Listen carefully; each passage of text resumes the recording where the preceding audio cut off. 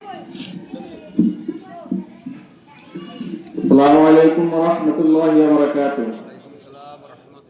আলহামদুলিল্লাহি রাব্বিল আলামিন ওয়াস সালাতু ওয়াস সালামু আলা নাবিয়্যিল কারীম ওয়া আলা আলিহি ওয়া আসহাবিহি আজমাইন। প্রিয় ভাই ও পর্দাওয়ালা আমার মা ও বোনেরা, ইসলাম শুধু নামাজ রোজা ইবাদতের মধ্যে সীমাবদ্ধ নয়, বরং ইসলাম একটি পূর্ণাঙ্গ জীবন ব্যবস্থা।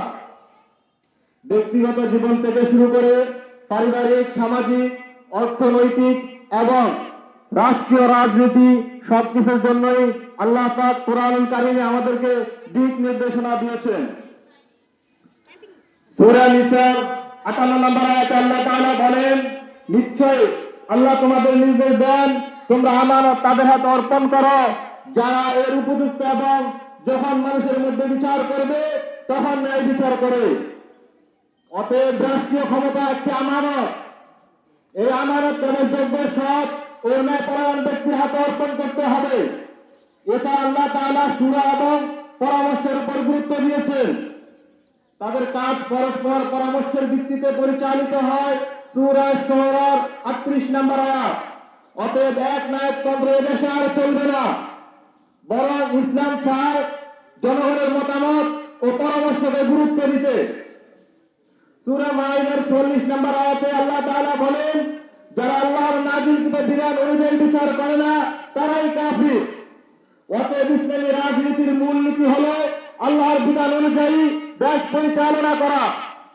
সূরা নূরের ৫৫ নম্বর আয়াতে আল্লাহ তাআলা আবার বলেন, আল্লাহ প্রতিশ্রুতি দিয়েছেন যারা ঈমান আনে ও সৎ কর্ম করে তিনি অবশ্যই তাদেরকে পৃথিবীতে খেলাফত দান করবেন। প্রিয় ভাই ও বোনেরা, এ থেকে আমরা বুঝতে পারি ইসলামী রাজনীতির মূল ভিত্তি হলো ৫টি: আমানত, ন্যায় বিচার, পরামর্শ ভিত্তিক শাসন, আল্লাহর বিধান অনুযায়ী পরিচালনা এবং যোগ্য নেতৃত্ব প্রতিষ্ঠা। আসুন আমরা কোরআনের এই শিক্ষা নিজেদের জীবনে বাস্তবায়ন করি এবং সমাজ ও রাষ্ট্রের ন্যায় ভিত্তিক ইসলামী রাজনীতি প্রতিষ্ঠার জন্য কাজ করি। আমরা ইসলামী ছাত্র শিবির দৃঢ়ভাবে বিশ্বাস করি যে জামাত ইসলামী এই দেশের স্বাধীনতা ও গণতন্ত্র রক্ষার আন্দোলনের প্রকৃত নেতৃত্ব নিয়ে আসছে।